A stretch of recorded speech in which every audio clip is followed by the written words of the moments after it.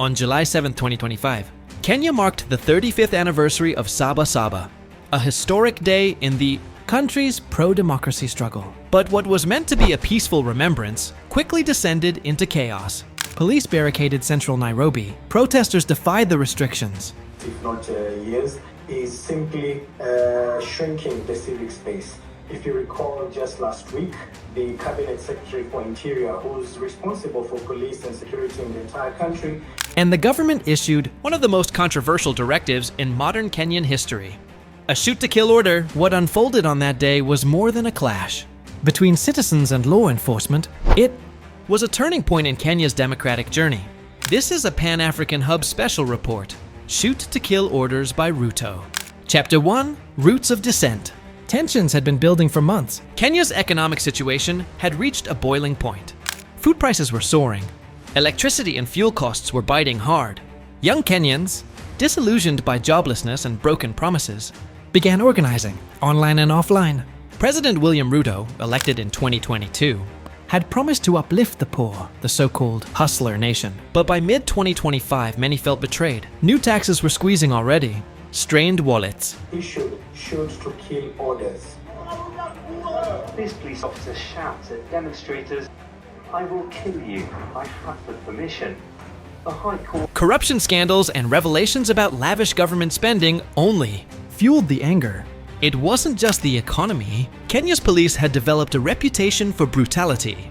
Reports of extrajudicial killings, disappearances, and the violent suppression of protests had become disturbingly common. Civil rights organizations raised alarms, but accountability was rare. So when calls went out to mark Saba Saba, July 7th, with demonstrations across the country, the response was overwhelming.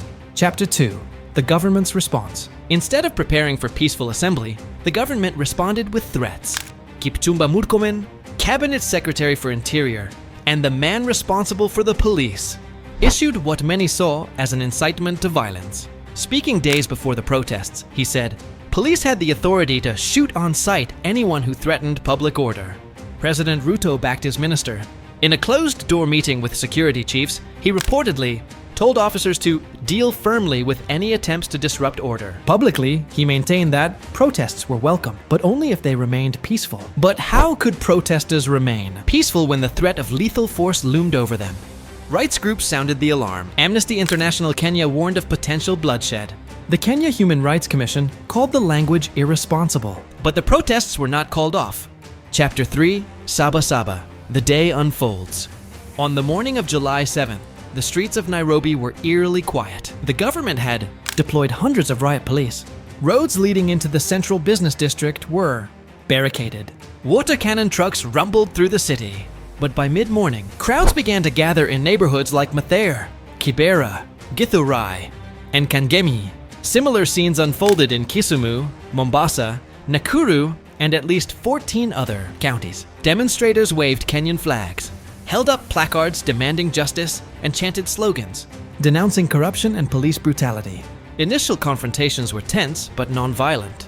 Then the crackdown began. Tear gas was fired into peaceful crowds. Protesters running for cover were met with rubber, bullets, and in several cases, live ammunition. In Mathare, a young protester was captured on video shouting, "Why are you killing us?" Moments later, gunshots rang out. In Kisumu, a 16-year-old schoolboy was killed by police. In Emali, a father of 3 bled to death after being shot in the leg. Video circulated of police shouting, "I will kill you! I have permission!" The footage sent shockwaves across the nation. By sundown, at least 11 people were confirmed dead. Over 500 were arrested. Dozens were hospitalized with gunshot wounds. Chapter 4, Voices from the Ground. Kevin Otieno, a 23-year-old university student, joined the protest in Nairobi's Eastlands. He said he went out to honor those who fought for democracy in 1990. But by 2 p.m., he was hiding behind a kiosk, soaked in blood. A bullet had ripped through his thigh. "I was just waving the flag," he told reporters from his hospital bed. The officer aimed directly at me. In Mombasa, Fatuma Ali described how her 17-year-old brother never returned home. She found him hours later, dead at a morgue. Even journalists weren't spared. At least 4 reporters were attacked. Cameras smashed, some detained for hours without cause. Lawyers working with civil rights groups struggled to reach those detained. Police refused access, citing national security. The brutality was systematic, and for many Kenyans, it shattered any illusion that the government respected the right to protest. Chapter 5. Government defends its actions. As outrage mounted, the government dug in. Interior Cabinet Secretary Murkomen claimed his words were taken out of context. He said he never ordered officers to shoot to kill, only to defend themselves. But critics pointed to video evidence. Officers caught on camera declaring they had permission to kill. President Ruto praised the police. He condemned what he called attempts to destabilize the country.